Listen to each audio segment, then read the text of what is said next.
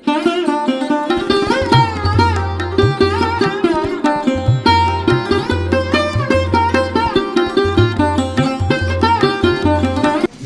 اردو زبان اور اردو ادب سے انتہائی محبت ہے، انتہائی عقیدت ہے، بلکہ میں اگر یہ کہوں کہ انہیں ضرورت ہے تو بے جانا ہوگا.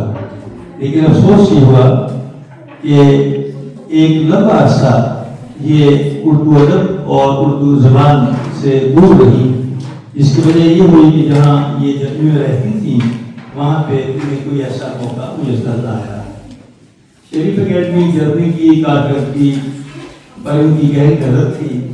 بالآخر ہمارا رابطہ ہوا اور محترمہ فرحت نگا ہمارے اس قافلے میں ہاتھ میں حلو لے کر شامل ہوئی.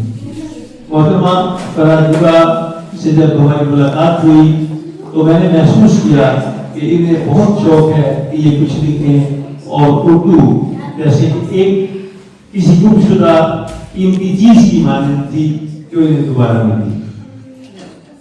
میں آپ کی بھرپور تعلیموں کے ساتھ فرحت نگا سے کروں گا کہ آپ آئیں اور آپ اب ان کا مضمون پڑھیں گے. کتنا پیارا مضمون ہے جو انہوں نے شائستہ احسن کے لیے لکھا ہے. فرحت نگا.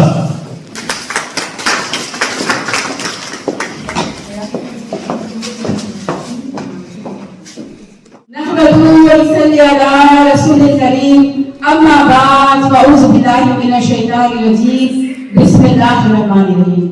محترم حاضرین اور ناظرین، ہر دل عزیز محترمہ شائستہ حسن صاحبہ، آپ تمام کی خدمت میں میرا سلام اداب ہے. تو بھیجی ہے میری قوم کی، تیرا قلم ہر دم بلند و بالا ہو، تیرے سر میں سجے علم کا تاج، تو سرخ رو دونوں جہاں میں ہو. میرا آج کا موضوع اس وقت نہایت خوبصورت خوش الہام کتاب نارویجی پر مبنی ہے. میری مراد نارویجی زبان کی افسانوں کو اردو کے پیرہن میں ڈھال کر پیش کرنے والی شخصیت محترمہ شائستہ حسن صاحبہ کو خراج عقیدت پیش کرنا ہے.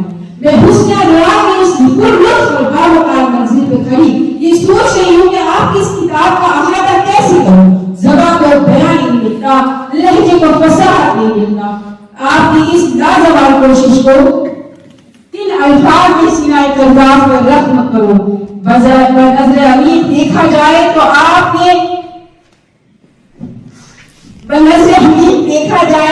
آپ نے سمندر کو کوزے میں بہت ہی مہارت سے بند کیا اور نہایت ہی انمول کتاب نامے کی مختلف کہانیوں کی اردو زبان میں جس شائستہ کے مقاصد کے ساتھ ہر ایک پیج و خط کو ملحوظ خاطر رکھتے ہوئے اردو زبان اور پاکستان کا سر فخر سے بلند کیا.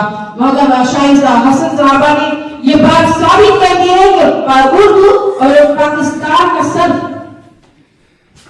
یہ بات ثابت کر دی کہ اردو میں اتنی وسعت اور فصاحت اور بلاغت ہے کہ کسی بھی زبان کو آسانی سے اپنے پیرہن میں سمو سکتی ہے. میں آپ کے لیے یہی کہوں گی کہ سلیقے سے ہوا میں جو خوشبو بول سکتے ہیں، سلیقے سے جو ہوا میں خوشبو بول سکتے ہیں، ابھی کچھ لوگ باقی ہیں جو اردو بول سکتے ہیں.